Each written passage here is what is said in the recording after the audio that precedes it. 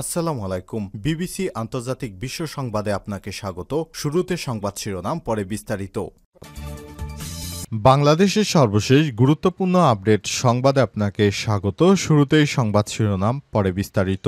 প্রথমেই জানাবো আমাদের হাতে থাকা সর্বশেষ গুরুত্বপূর্ণ সবথেকে তাজা আপডেট সংবাদ। প্রধান উপদেষ্টার সঙ্গে এনসিপির বৈঠক বিকালে। অন্তর্বর্তীকালীন সরকারের প্রধান উপদেষ্টা অধ্যাপক ড মোহাম্মদ ইউনূসের সঙ্গে বৈঠকে বসছে জাতীয় নাগরিক পার্টি এনসিপি। আজ বিকাল ৫টায় বৈঠক অনুষ্ঠিত হবে।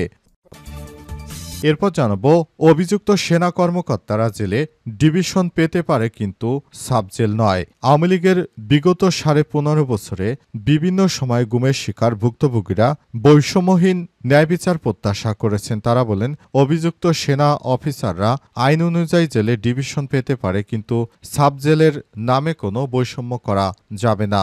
মানবতাবিরোধী অপরাধে গুম মামলায় আন্তর্জাতিক অপরাধ ট্রাইব্যুনালে অভিযুক্ত অফিসারদের আজ হাজিরের পর সাংবাদিকদের নিকটেই দাবি জানান। এদিকে বিএনপি তত্ত্বাবধায়ক সরকার নয়, বরং নিরপেক্ষ ভূমিকা চেয়েছে বলেন আইন উপদেষ্টা। বিএনপির তত্ত্বাবধায়ক সরকার চায়নি, তারা অন্তর্বর্তীকালীন সরকারের নিরপেক্ষ ভূমিকার কথা বলেছে বলে জানিয়েছেন আইন উপদেষ্টা অধ্যাপক ড আসিফ নজরুল। আজ সচিবালয়ে সাংবাদিকদের সঙ্গে আলাপকালে তিনি এই কথা জানান। জানাবো সাগরের সুস্পষ্ট লঘুচাপ বৃষ্টি নিয়ে নতুন বার্তা। বঙ্গোপসাগর এবং তৎসংলগ্ন এলাকায় একটি সুস্পষ্ট লঘুচাপ বিরাজ করছে, যার প্রভাবে আগামী ৫ দিনে সারা দেশের কয়েকটি অঞ্চলে বৃষ্টিপাত হতে পারে বলে জানিয়েছে আবহাওয়া অধিদপ্তর। এদিকে হেলিকপ্টার দুর্ঘটনার কবলে ভারতের রাষ্ট্রপতি। হেলিকপ্টার দুর্ঘটনার কবলে পড়েছে ভারতের রাষ্ট্রপতি দ্রৌপদী মুর্মু। আজ প্রমোদম স্টেডিয়ামে রাষ্ট্রপতিকে নিয়ে অবতরণের সময় অতিরিক্ত ভারে ভেঙে যায় হেলিকপ্টারের হেলিপ্যাডের এক অংশ। এ ঘটনায় তিনি মারাত্মকভাবে আহত হয়েছেন। এবং সর্বশেষ জানাবো নিরাপত্তা উপদেষ্টাকে বরখাস্ত করলেন নেতানিয়াহু।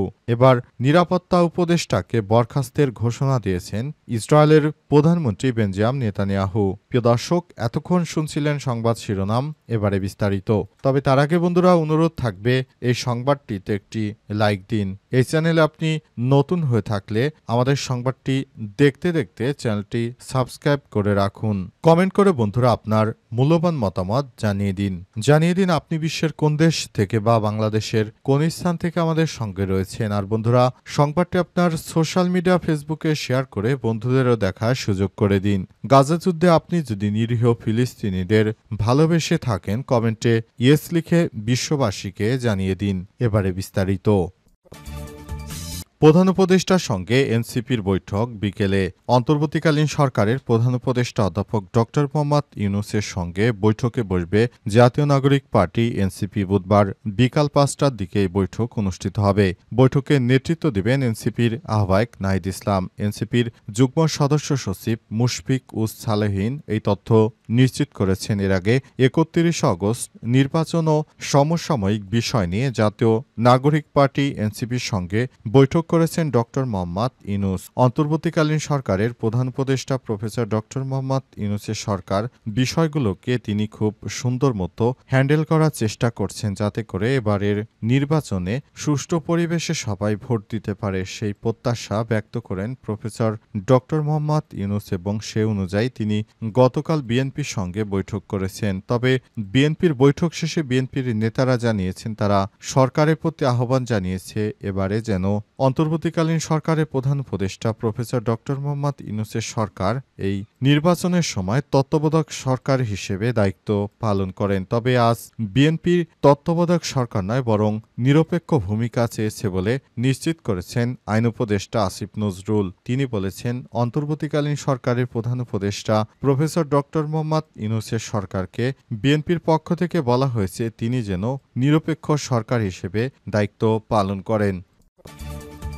অভিযুক্ত সেনা কর্মকর্তারা জেলে ডিভিশন পেতে পারে কিন্তু সাব জেলে নয়। আওয়ামী লীগের বিগত ১৫.৫ বছরে বিভিন্ন সময় গুমের শিকার ভুক্তভোগীরা বৈষম্যহীন ন্যায় বিচার প্রত্যাশা করছেন। তারা বলছেন, অভিযুক্ত সেনা অফিসাররা আইন অনুযায়ী জেলে ডিভিশন পেতে পারে কিন্তু সাব জেল নামে কোনো বৈষম্য করা যাবে না।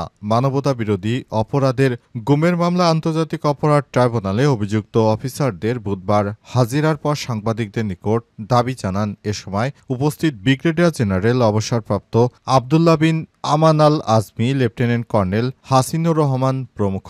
আয়নাঘরে দীর্ঘ ৮ বছরের গুমের শিকার জামাত ইসলামের সাবেক আমির অধ্যাপক গোলাম আজমের পুত্র ব্রিগেডিয়ার জেনারেল অবসরপ্রাপ্ত আবদুল্লাহ আল হিল আমান আল আজমি বলেন, অভিযুক্ত সব সেনা কর্মকর্তা সেনাবাহিনীর বাইরে র্যাবে এসে সব অপরাধে জড়িয়েছে। তাদের সংখ্যা ১% নয়। তাই তাদের অপরাধের জন্য পুরো সেনাবাহিনী জড়িয়ে নিন্দা করা সমীচীন হবে না। উপস্থিত গুমের শিকার আরেক সাবেক সেনা কর্মকর্তা লেফটেন্যান্ট কর্নেল হাসিনুর রহমান বলেছেন, আসামিদের ব্যাপারে বৈষম্য করা ঠিক হবে না। অন্য আসামিদের মতোই তাদেরও জেলে রাখতে হবে, যেমনটা রাখা হচ্ছে গ্রেপ্তারকৃত সাবেক আইজিপি চৌধুরী আব্দুল আল মামুনকে। প্রয়োজনে তাদের ডিভিশনে দেয়া যেতে পারে।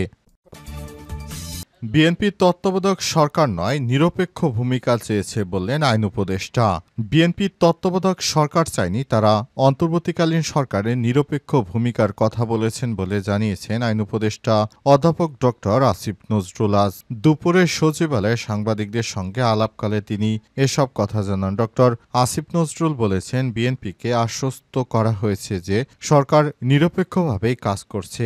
আগামী জাতীয় সংসদ নির্বাচন নিয়ে কোনো সংশয় নেই। তবে বিভিন্ন রাজনৈতিক দলের বক্তব্যের কারণে কিছু বিভ্রান্তি তৈরি হয়েছে। জুলাই সনদ বাস্তবায়নে বাস্তব অগ্রগতি দেখা গেলে সব সংশয় দূর করা হবে বলে তিনি আশা প্রকাশ করেছেন। জনপ্রশাসনে বদলি এবং নিয়োগ নিয়ে বিএনপির আপত্তির বিষয় তিনি বলেন, প্রধান উপদেষ্টা নিজেই বিষয়টি দেখভাল করবেন। সব দলেই প্রশাসনের দলীয় প্রভাবের অভিযোগ করছে, যা প্রমাণ করতে সরকার নিরপেক্ষভাবে দায়িত্ব পালন করছেন। ১৫ সেনা সদস্যকে সাবজেলে রাখার বিষয়ে আইন উপদেষ্টা বলেন, গুম খুনের মামলায় আসামি সেনা কর্মকর্তাদের সাবজেলে রাখার সিদ্ধান্ত নিয়েছে স্বরাষ্ট্র মন্ত্রণালয়। ট্রাইব্যুনাল চলমান বিচার প্রতিক্রিয়া নিয়ে সেনাবাহিনীর শ্রদ্ধা এবং প্রদর্শন প্রশংসনীয়। আসামিদের কোথায় রাখা হবে তা সম্পূর্ণ রাষ্ট্রের এবং মন্ত্রণালয়ের সিদ্ধান্ত বলে জানিয়েছে আন্তর্জাতিক অপরাধ এর জন্য গঠিত ট্রাইব্যুনালের চিফ প্রসিকিউটর মোহাম্মদ তাজুল ইসলাম। তিনি বলেছেন, অন্তর্বর্তীকালীন সরকারের প্রধান উপদেষ্টাকে অবশ্যই এই ব্যাপারে কাজ করতে হবে, কারণ সরকারের নিজস্ব ইচ্ছা ওই সেনা কর্মকর্তাদের কোথায় রাখা হবে সেটা সরকার বা যারা কারা অধিদপ্তর রয়েছে তারা এই বিষয়ে সিদ্ধান্ত গ্রহণ করবে। এ ব্যাপারে আমাদের বলার বা করার কিছু নেই বলে মন্তব্য করেছেন তিনি। সাগরের সুস্পষ্ট লঘুচাপ, বৃষ্টি নিয়ে নতুন বার্তা।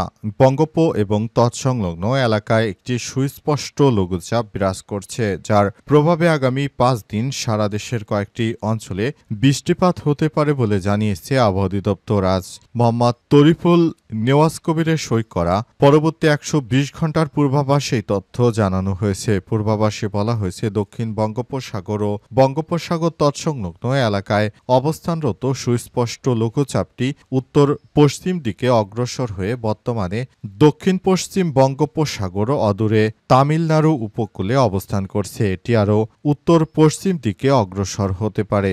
এদিন বুধবার সকাল ৯টা থেকে পরবর্তী ২৪ ঘন্টার পূর্বাভাসে বলা হয়েছে, চট্টগ্রাম বিভাগের ২-১ জায়গায় বৃষ্টি বা বজ্রসহ বৃষ্টি হতে পারে। এছাড়াও দেশের অন্যত্র আংশিক মেঘলা আকাশ ও আবহাওয়া প্রধানত শুষ্ক থাকতে পারে। সারা দেশে দিন এবং রাতের তাপমাত্রা প্রায় অপরিবর্তিত থাকতে পারে। বৃহস্পতিবার ২৩শে অক্টোবর সকাল ৯টা থেকে পরবর্তী ২৪ ঘন্টার পূর্বাভাসে বলা হয়েছে, বরিশাল চট্টগ্রাম বিভাগে ২-১টি জায়গায় বৃষ্টি বা বজ্রসহ বৃষ্টিপাত হতে পারে। এছাড়াও দেশের অন্যত্র আংশিক মেঘলা আকাশ ও আবহাওয়া প্রধানত শুষ্ক থাকতে পারে। সারা দেশে দিন ও রাতের তাপমাত্রা অপরিবর্তিত থাকতে পারে।